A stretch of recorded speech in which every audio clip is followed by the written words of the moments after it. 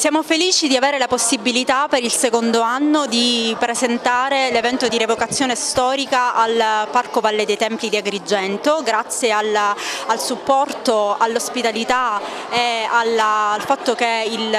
tutto lo staff del parco ha creduto in questo nostro progetto e ha deciso di finanziarlo quest'anno. L'evento si svolgerà il 6 e il 7 di ottobre nel splendido contesto del Parco Archeologico e Paesaggistico della Valle dei Templi, e quest'anno avrà come tema il trionfo di Esseneto, un atleta acragantino che per 2 volte torna vincitore da Olimpia e che è un vincitore della corsa che è l'equivalente dei nostri 100 metri, la corsa dello Stadion, e viene accolto in città da una grandissima festa che è quella che vorremmo riprodurre domenica 7 pomeriggio. Vi aspettiamo, è un evento che è trasversale da 0 a 99 anni e l'ingresso sabato è a pagamento, ma domenica è gratuito per tutti.